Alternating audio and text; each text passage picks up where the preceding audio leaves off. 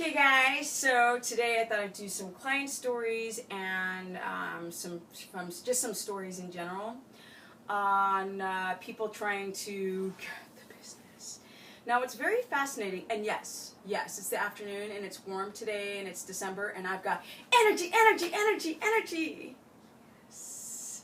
Okay, I just had to do that.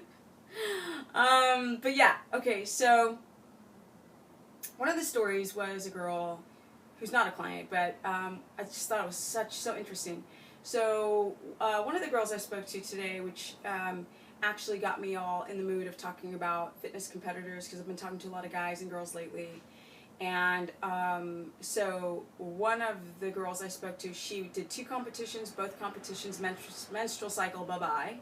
And now she doesn't do keto, but she tries to do the low carb high fat. But everybody who does low carb high fat, they don't actually eat enough fat. So she was doing the whole like cardio, and when she was going through the competition period, I was like, are you getting enough fat in? She would say yeah.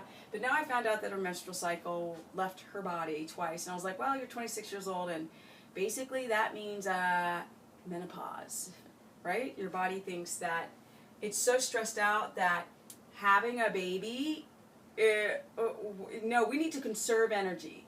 So your body will literally turn off everything in this whole machine if it feels like it's stressed, to conserve energy, right? To conserve, because certain parts of the body are very expensive. Muscles are very expensive. Reproductive system is very expensive. Hair growth is expensive. Having warm hands is expensive. Gut flora balance is expensive. All of these systems that I just mentioned, the thyroid, hormones, adrenal, like all of these things can be expensive. Pooping, digestion, and your body will get rid of all of it to just stay alive, because it doesn't understand we're in the modern time doing like a fitness competition. No, it doesn't understand that. And that's why your menstrual cycle leaves. You go through a thing called pregnenolone steal, plus you don't have enough fat. Of course, we got sirens, and you guys know that I can't do videos without having sirens in every video. Kind of sad, but I digress. So your menstrual cycle leaves, you don't eat enough fat. So reproductive hormones are made out of cholesterol, 100% cholesterol, 100%.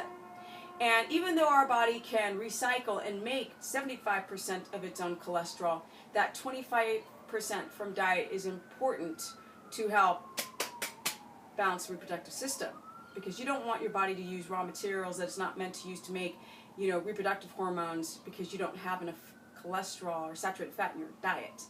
So that was one big problem, is going low on fat. And then the second thing is she becomes estrogen dominant. We're worried about the malabsorption and becoming D deficient, calcium deficient, brittle bones. Bone can happen from being mineral deficient, all from doing fitness competitions.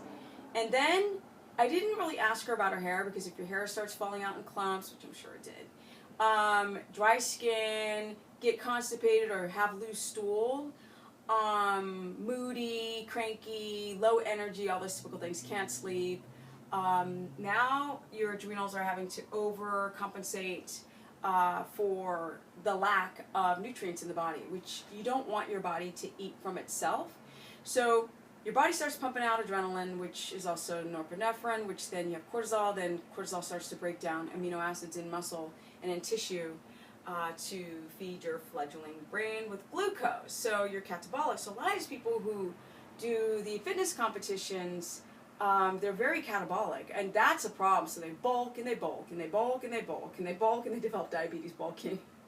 And they bulk and they bulk. They've got they're eating bad foods. So now some people actually try to eat good quality foods, and then they have the gut dysbiosis getting worse.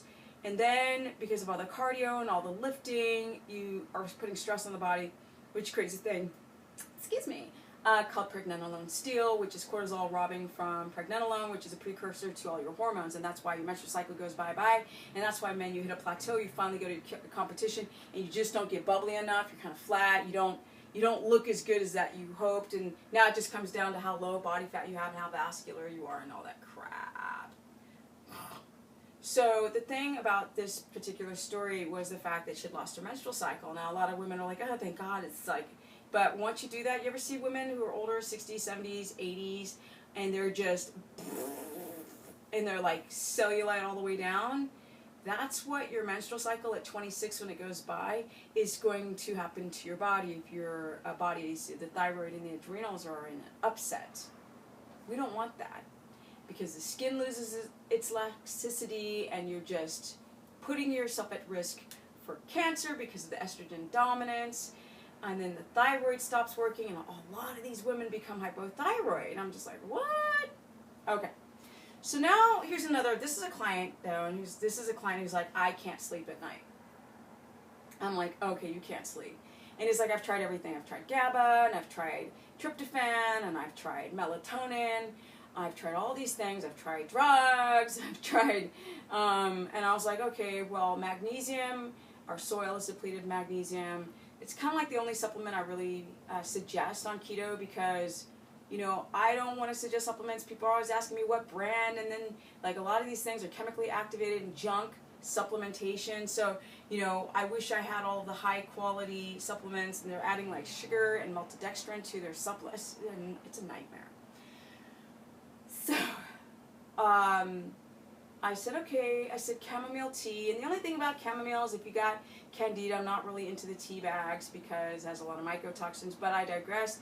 I suggest the chamomile, simple, and magnesium, and, but the really interesting thing is, what I suggested for this guy to do, and I've tested this with a few people, and it works. Now, in some people it won't work, but in some people it will.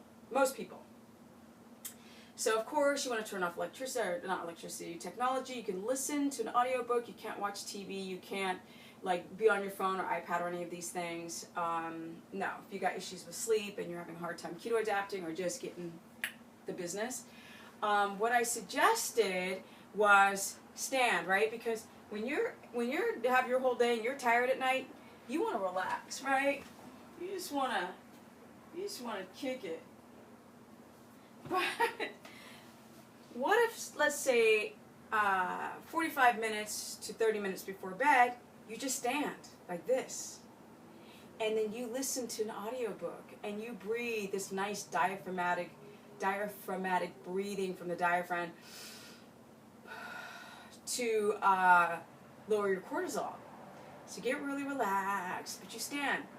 Your brain's like, sit, lie. It's time to sit, lie, sit, lie, sit, lie, sit, lie. If you're relaxed, then that standing doesn't mean that your cortisol is going to spike. It means that your body begins to want to relax, to get into a calm state. So if you stand 30 minutes before you go to bed, by the time you actually sit down, all of that nervous system that's crack-a-lacking, the muscles begin to relax.